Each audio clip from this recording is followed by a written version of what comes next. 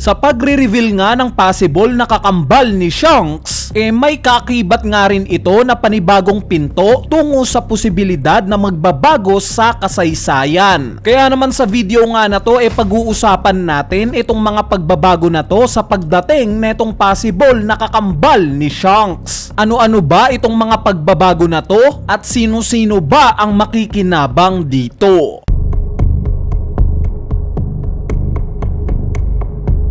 Ang una nga sa listahan natin na possibility sa recently na revelation ng kamukha ni Shanks itong naging sitwasyon niya sa Marineford War. During nga sa arrival ni Shanks sa nangyayaring Marineford War gulat na gulat ang mga Marines na nakakita sa kanya. Bakit? Dahil kahapon lang daw nakita siyang kalaban ni Kaido sa Wano. Kaya naman imposible nga daw na mapadpad siya kaagad sa Marineford ng isang araw lang. Bale for context lang sa sitwasyon na to itong sila Luffy nga noong time na pumunta sa Egghead Island mula sa Wano na di hamak na mas malapit kesa sa Marineford inabot pa sila ng ilang araw na paglalayag. Kaya naman dito nga natin magigets itong pagtataka ng mga Marines na to. Paano nga namang bigla na lang sumulpot si Shanks sa Marineford War? Gayong may report na nasa Wano siya kahapon lang. Malamang ang sagot na nasa isip nyo dahil sa Devil Fruit. Baka naman may Devil Fruit user silang miyembro gaya ng kakayanan ni Van Agur at nag-teleport lang sila papunta dito kaya napakabilis nila. So base nga sa structure ng Red Hair Pirates malabo itong sagot na to. Since alam naman nating lahat na gaya sa Roger Pirates wala ni isa sa Red Hair Pirates ang nagtataglay ng Devil Fruit powers. Hindi kaya ang sagot sa palaisipan na to dahil sa hindi naman talaga si Shanks yung namataan ng mga Marines sa Wano na humarang kay Kaido? Bagkos yung kamukha niya. Kung iisipin nga natin malaki ang possibility na to. Dahil gaya nga ng nabanggit ni Garp mahihirapan daw ang Marines na kumalaban ng dalawang legends ng sabay. Kaya naman kung papunta nga si Kaido sa Marineford para sana tulungan si Whitebeard it makes sense lang na harangin siya ng world government. Specifically ng pinakamalalakas nilang tauhan, which is itong Holy Knights.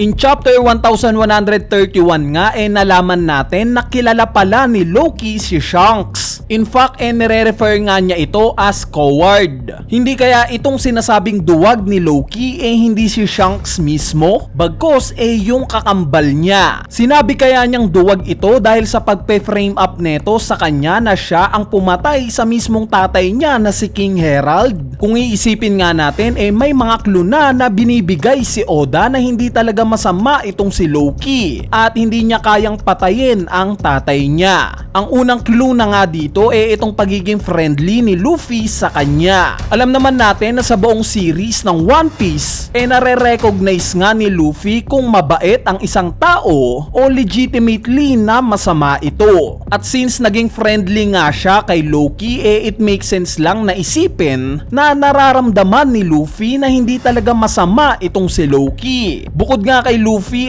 ipinakita ring nasi-sense ni Mosa na may kabaitan daw sa puso netong si Loki. Meaning dalawang tao na ang nakakakita na mabait itong si Loki. Ang ikalawang clue nga natin itong mga hayop na kinaibigan si Luffy. Itong mga hayop nga na to loyal kay Loki. Meaning alam nila kung mapanganib ang isang tao o hindi. At the fact nga na na-recognize nilang harmless si Luffy it makes sense lang na isipin na gaya kay Luffy alam rin ng mga hayop na to na harmless si Loki. So ang point ko lang outside mukhang delikado at masama itong si Loki. Pero deep inside mabuti talaga siya. Sinet up siya ng world government sa pagpatay ni King Herald nang sa ganon walang maging hari sa Elbaf. Dahil alam naman natin na ang isang nasyon na walang leader o hari magulo nga ang kalalabasan neto oras na magkaroon na ng gera. Bali hindi na nga ito ang unang beses na manira ang world government o mag-set up sila ng isang hari. Ang example na nga dito itong si Kuma. Pinalabas nga ng world government na isang tyrant itong si Kuma, where in fact wala naman talaga itong katotohanan. In short sinet up ng world government si Loki sa pagpatay pumatay kay King Herald. Specifically nga siyang sinet up ng mga Holy Knights, kung saan dito niya nakilala yung kamuka ni Shanks. At since magkamuka nga itong dalawa na to, yung totoong Shanks nga ang sinisisi niya. Sinisisi sa pagsiset up sa kanya.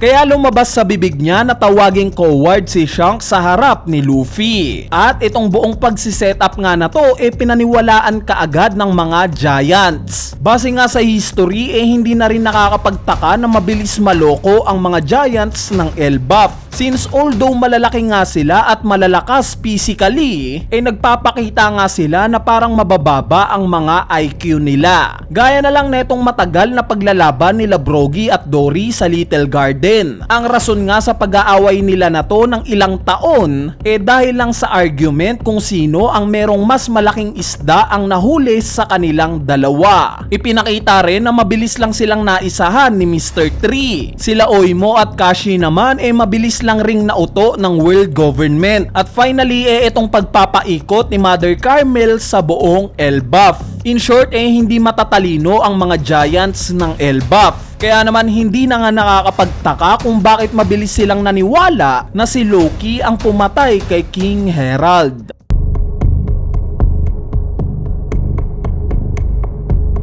Ang huling senaryo nga na pag-uusapan natin syempre itong sikat na scene ngayon na pagpunta ng kamuka ni Shanks sa mga Gorosei. Nung time nga na to at wala pa tayong idea o clue na hindi ito si Shanks, grabe nga yung naging speculation ng mga tao patungkol kay Shanks. Gaya ng traitor daw talaga itong si Shanks. Kalaban daw siya or even spy pa daw ng world government. Pero dahil nga sa revelation na possible na hindi ito si Shanks, bagkos yung kakambal niya na isang Holy Knight, tumataas nga ang tsansa na wala ni isa sa mga hinala natin ang tama patungkol sa pagiging masama ni Shanks. Pero ang magiging tanong nga ngayon sino kaya exactly yung tinutukoy netong kakambal ni Shanks? Sino yung certain pirate na gusto niyang pag-usapan kasama ang mga Gorosei? Ito kaya yung kakambal niya mismo na si Shanks? Si Luffy kaya ito o ibang karakter?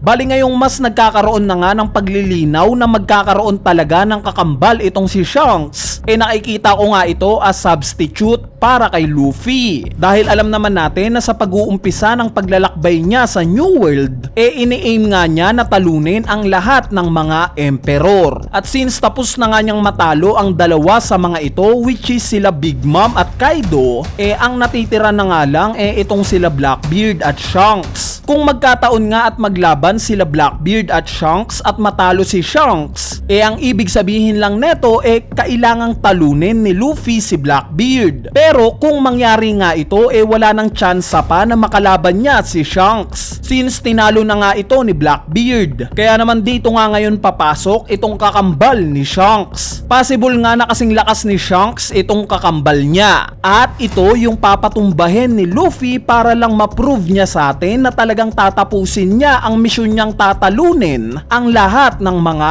Emperors. Anyway, ayan na nga yung mga possible outcome sa revelation na merong kakambal si Shanks. Teka, para sa inyo ba? Ano pa ba ang naiisip nyong mangyayari kung sakali nga at talagang merong kakambal si Shanks? Kung may idea nga kayo, i-comment nyo na yan sa ating comment section sa ibaba para mapag-usapan natin yan. So yun lang, peace!